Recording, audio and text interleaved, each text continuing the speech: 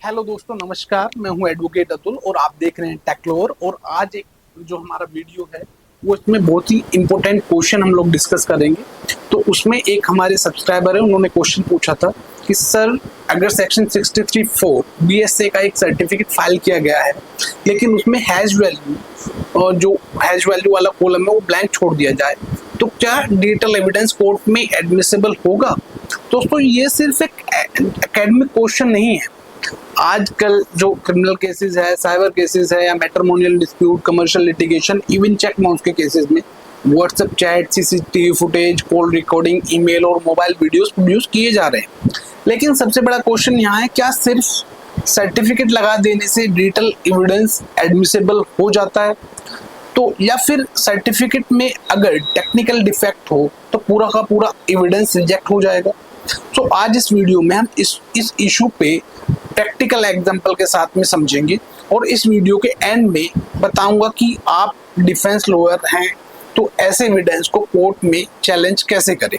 Okay, तो let's start. तो सबसे पहले समझते हैं कि जो अगर सर्टिफिकेट आपने लगाया है मतलब एविडेंस ऑटोमेटिकली एडमिसिबल है, ऐसा बिल्कुल नहीं है। ये लोगों के माइंड में एक मिथ है कि आपने बस जो मिसकंसेप्शन है कि आपने अगर 65B का सर्टिफिकेट या जो 63 बीएसए का सर्टिफिकेट अगर कोर्ट में दे दिया तो बस आपका काम पूरा हो गया।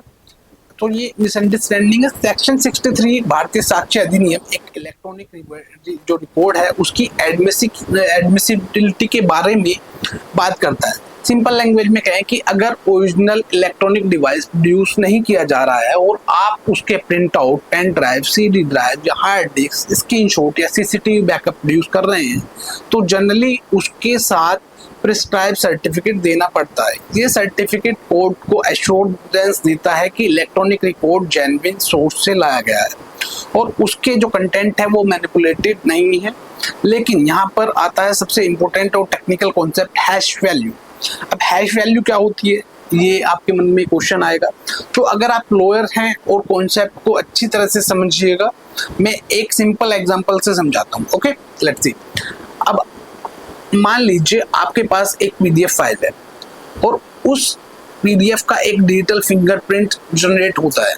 ओके, उसका एक डिजिटल फिंगरप्रिंट जनरेट होता है और इस फिंगरप्रिंट को हम हैश वैल्यू कहते हैं। ये कुछ इस तरह से दिखता है, लाइक जैसे 85263 इस तरह से कुछ होता है। तो उसके लिए जैसे 8E है, 8E मान लीजिए, तो 8E के लिए जो उसकी एनक्रिप्टेड हैश वैल्यू है वो AE and 9D ऐसी कुछ जनरेट होगी। ये रैंडम नंबर और अल्फाबेटिक का जो है उनका कॉम्बिनेशन होता है। अगर फाइल में एक कॉमन कोमा भी है, अगर उसको इधर से उधर कर दिया जाए तो पूरी हैश वैल्यू चेंज हो जाएगी। तो एक सेकंड जो वीडियो ट्रिमिंग अगर कोई कर देता है तो हैश वैल्यू कंप्लीटली चेंज हो जाएगी अगर उसमें थोड़ा सा भी चेंज आता है। इसलिए फोरेंसिक साइंस में हैश वैल्यू को डिजिटल फिंगरप्रिंट एक तरह से कहा जाता है। और इसी वजह से इन्वेस्टिगेशन एजेंसी जब भी मोबाइल सीज करते हैं तो हार्ड डिस्क क्लोन करते हैं, सीसीटीवी क्लोन करते हैं। जहाँ पे मैं लास्ट वीडियो में भी आपने देखा होगा, हमने बात करी थी कि जो फोरेंसिक एविडेंस होता है उसको कैसे कॉपी किया जाता है, उसके लिए स्पेसिफिक टूल यूज किए जाते हैं।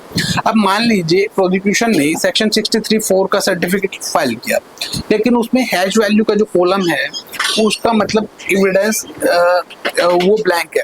तो क्या इसका मतलब है जो एविडेंस है वो रिजेक्ट हो जाएगा? तो आंसर है हर केस में नहीं। अगर इस पॉइंट को समझना है तो इसमें सबसे इम्पोर्टेंट है कि कोर्ट जनरली सिर्फ एक टेक्निकल डिफेक्ट देखकर एविडेंस को ऑटोमेटिकली रिजेक्ट नहीं करती। कोर्ट ये देखे कि जो डिजिटल एविडेंस है उसका सोर्स क्या है, कहाँ से आया है, सर्टिफिकेट किसने इशू किया है, डिवाइस किसकी कस्टडी में थी, चैन ऑफ कस्टडी मेंटेन हुई है या नहीं हुई है, एविडेंस टेम्पर हुआ है या नहीं है, ओरिजिनल डिवाइस अवेलेबल है या नहीं है, और फोरेंसिक एग्जामिनेशन जो है वो हुआ है या नहीं है। अब सबसे इम्पोर्टेंट, क्या डिफेक्ट ने अगर टेम्परिंग का कोई स्पेसिफिक एलिगेशन लगाया है, अगर प्रोसिक्यूशन ऑथेंटिसिटी एस्टेब्लिश कर देता है तो सिर्फ ब्लैंक हैश वैल्यू के बेसिस पे एविडेंस ऑटोमेटिकली आपका इनएडमिसिबल डिक्लेयर नहीं किया जा सकता। लेकिन यहाँ ब्लैंक कॉलम डिफेंस के लिए बहुत बड़ा क्रॉस एग्जामिनेशन का पॉइंट बन सकता है। और डिफेंस लॉयर को यहाँ पे क्या करना चाहिए, अगर आप अक्यूज की तरफ से अपीयर कर रहे हैं तो ब्लाइंडली ऑब्जेक्शन मत लीजिए, स्ट्रक्चर चैलेंज कीजिए, कोर्ट में पूछिए। जब आप क्लोज एग्जाम की हैश वैल्यू जनरेट किस सॉफ्टवेयर से हुई थी, क्या जनरेट हुई थी या नहीं हुई थी, अगर हुई थी तो सर्टिफिकेट में मेंशन हुई थी या नहीं हुई थी, डिवाइस जो है आपकी वो इमेजिन हुई थी या नहीं हुई थी, या फोरेंसिक क्लोन उसका बनाया गया था नहीं बनाया गया था, ओरिजिनल डीवीआर प्रोड्यूस हुआ था या नहीं हुआ था, और मेटा डेटा प्रिजर्व हुई थी किया गया था नहीं किया गया था, किस ऑफिसर ने एक्सट्रैक्ट किया था, एक्सट्रैक्शन का जो वक्त था वो उसका पंचनामा बनाया था, चैन ऑफ कस्टडी डॉक्यूमेंट की कहाँ से आई है, क्या जो सील्ड पैक में दिया गया था या उसको सील नहीं किया गया था, इस अथॉरिटी के सामने किया गया था। तो ये क्वेश्चन आप जो प्रोसिक्यूशन के केस को वीक कर सकते हैं, ये आप क्लोज एग्जामिनेशन पूछ सकते हैं जब जहाँ पे डिजिटल एविडेंस आपके आए हो। और सिर्फ ये बोलना कि हैश वैल्यू ब्लैंक है ये काफ़ी नहीं होगा, आपको डेमोस्ट्रेट करना पड़ेगा कि ओमिशन की वजह से एविडेंस की जो इंटीग्रिटी है वो डाउटफुल हो चुकी है। उस एग्जामिनेशन में विटनेस को कॉन्ट्रडिक्शन में लाए, फोरेंसिक रिपोर्ट मंगाए, केस डायरी का जो रिलेवेंट पोर्शन है वो देखिए, सीजर मेमो वेरीफाई कीजिए, जो डिवाइस है उसको जो सील किया गया है वो देखिए, और फोरेंसिक लेबोरेटरी की रिपोर्ट है उसको कंपेयर कीजिए। अगर सर्टिफिकेट में डिफेक्ट है और चैन ऑफ कस्टडी भी वीक है तो डिफेंस डेफिनेटली उसको एक स्ट्रॉन्ग ग्राउंड ले सकता है।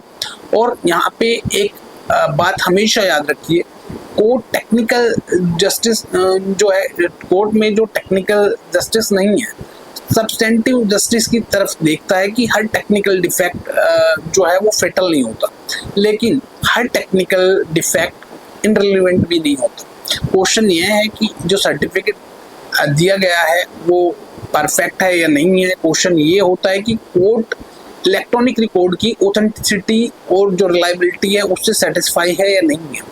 इस सेटिस्फेक्शन के लिए एडमिसिबिलिटी और एविडेंसरी वैल्यू को एवेल्युएट किया जाता है, और एक प्रिंसिपल जो इसका मेन पॉइंट है, एडमिसिबिलिटी और एविडेंस का वेटेज, दोनों अलग अलग कॉन्सेप्ट है। तो कोई इलेक्ट्रॉनिक एविडेंस एडमिसिबल हो सकता है लेकिन उसका जो एविडेंसरी वैल्यू है वो बहुत वीक हो सकती है। ये डिस्टिंक्ट कर लॉयर को समझना चाहिए। और अब मैं आपसे बात करता हूँ, जो क्वेश्चन पूछना चाहता हूँ कि अगर सेक्शन 63(4) सर्टिफिकेट में हैश वैल्यू मिसिंग हो, या सर्टिफिकेट इनकम्प्लीट हो, या सर्टिफिकेट की जो किसी अनऑथराइज्ड पर्सन ने साइन किया हो, तो क्या आप उसे इलेक्ट्रॉनिक एविडेंस को चैलेंज करेंगे? तो कमेंट सेक्शन में आप हमें जरूर बताइए। और आप अगर एडवोकेट हैं या जुडिशियल एस्पिरेंट है या पुलिस ऑफिसर है या इन्वेस्टिगेशन ऑफिसर है तो बताइएगा कि इलेक्ट्रॉनिक एविडेंस में सबसे ज़्यादा जो प्रैक्टिकल डिफिकल्टीज है वो किस स्टेज पे आपको आती है, लाइक मेटा डेटा है, या फिर आपका जैसे कॉपी करते हैं तो कॉपी करते हुए जो टूल्स हैं वो यूज़ कर रहे हैं या नहीं कर रहे हैं। और उसको हमने पहले भी इस पर पहले डिटेल में वीडियो बनाया। तो अगर आपको हमारी वीडियो रिलेवेंट लगी हो या अच्छी लगी हो तो वीडियो को लाइक कीजिएगा, चैनल को सब्सक्राइब कीजिएगा। जय हिंद, जय Bharat, thank you very much.